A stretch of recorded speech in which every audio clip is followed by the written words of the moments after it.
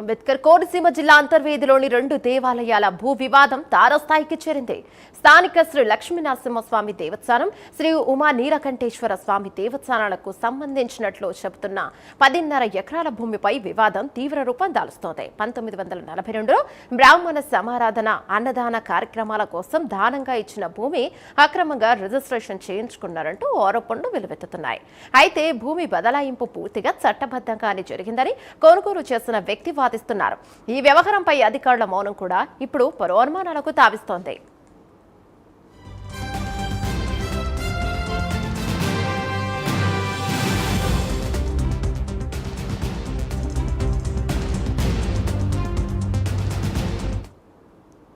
పాలకొల్లుకు చెందిన ఎల్లా వజ్జల నరసింహ భార్య సూర్యకాంతమ్మ 1942 సంవత్సరంలో ఈ భూమిని 2 ఆలయాలకు అప్పగించినట్టుగా స్థానికులు చెబుతున్నారు. అంతర్వేదిలో జరిగే బ్రాహ్మణ సమారాధన అన్నదాన కార్యక్రమాల నిర్వహణ కోసం 10.5 ఎకరాల భూమి దాన పట్టాగా ఇచ్చారంటున్నారు. సదరు భూమి ద్వారా వచ్చే ఆదాయాన్ని కేవలం అన్నదాన కార్యక్రమాలకే వినియోగించాలని దాన పట్టాలో ఆమె స్పష్టంగా పేర్కొన్నట్టు సమాచారం.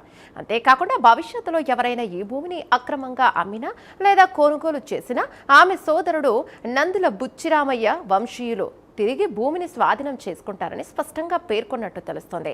భూమి ద్వారా వచ్చే ఆదాయాన్ని తిరిగి అన్నదాన సేవలకే వినియోగించేలా చర్యలను తీసుకోవాలని గిఫ్ట్ డీల్లో క్లారిటీగా ఉన్నట్టు సమాచారం.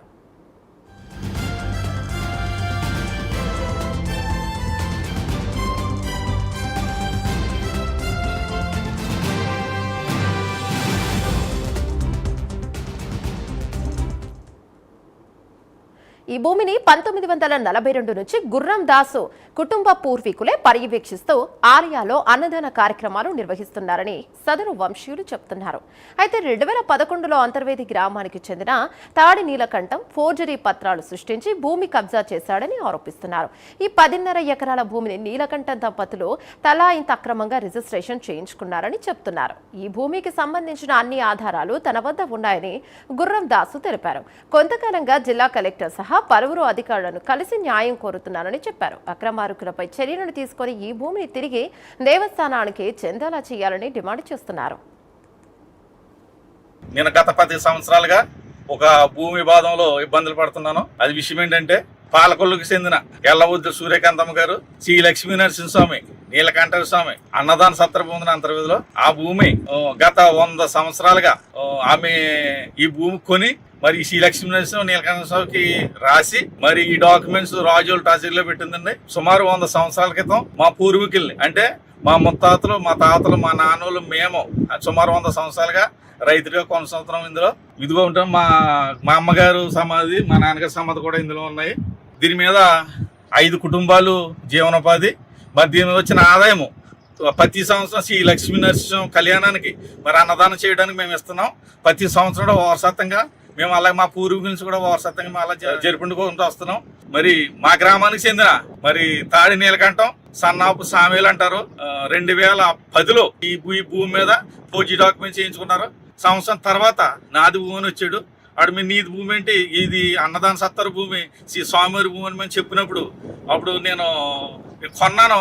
నేను భూమి హ్యాండ్ చేసుకుంటాకు వచ్చాను. మరోవైపు భూమిని కొనుగోలు చేసిన తాడి నీలకంఠం మాత్రం తనపై వస్తున్న ఆరోపణలు ఖండిస్తున్నారు. ఈ భూమి ద్వారా ఎలాంటి ఆదాయం రావడం లేదన్న సమారాధన నిర్వహించే వారే నేరుగా తనకు విక్రయించారని చెప్తున్నాడు. అన్నదాన భవనం నిర్మాణానికి అవసరమైన నిధుల కోసం భూమిని అమ్మారని తెలిపాడు. ఈ లావాదేవీకి సంబంధించిన అన్ని పత్రాలు తన వద్ద ఉన్నాయన్నారు. నా పేరు తాడి నీలకంఠం, అంతర్వేది దేవస్థానం పంచాయతీ. నా మీద ఒక వ్యక్తి అభియోగం మోపబడ్డాడు. బ్రాహ్మణ అన్నదాన సమాధానం సంబంధించిన భూమి అక్రంగా రాయించేసుకున్నాడని ఒక మీ ఛానల్లో మాట్లాడటం జరిగింది. అది 1942లో ఎల్లవజ్ర సూర్యకాంతం అనే వ్యక్తి బ్రాహ్మణ సమారాధన సంఘానికి రాయడం వాస్తవం.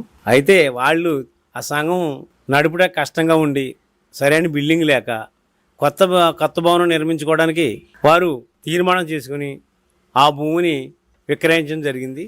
దానికి సంబంధించి ఒక సంఘం వారు పెద్దపట్ల లక్ష్మీనారాయణ గారికి రిజిస్ట్రేషన్ చేసి హక్కు కల్పించారు. ఇది 2010లో నేను రిజిస్ట్రేషన్ చేసుకోవడం జరిగింది. అయితే అప్పటి నుంచి కూడా ఈ భూమి నా స్వాధీన హక్కుభక్తులో ఉంటుంది. అయితే వాళ్ళు 2011లో రాజోలు జూనియర్ కోర్టుని ఆశ్రయించడం జరిగింది. జరిగిన తర్వాత నేను జూనియర్ కోర్టు లో నడుస్తుండగా 2012లో వాళ్ళకి సంబంధించి వాళ్ళు నా సొంత భూమి అన్నట్టుగా వారికి వెళ్ళి పారికత్తులు రాసుకోవడం జరిగింది. ఈ వివాదంపై దేవస్థానం అధికారులను ప్రైమ్ 9 వివరణ కోరగా వారు మాట్లాడేందుకు ఆసక్తిని చూపడం లేదు. ఏదో ఒక కారణం చెబుతూ తప్పించుకుంటున్నారు. దీంతో స్థానికులు మరిన్ని అనుమానాలు వ్యక్తమవుతున్నాయి. దేవస్థాన ఆస్తుల పరిరక్షణలో అధికారుల వైఖరిని భక్తులు ఖండిస్తున్నారు. ఈ వివాదంపై అధికారులు స్పందించి సమగ్ర విచారణ చేపట్టాలని డిమాండ్ చేస్తున్నారు. అసలు నిజాలు తేల్చి ఈ వివాదానికి పరిష్కారాన్ని చూపాలంటున్నారు.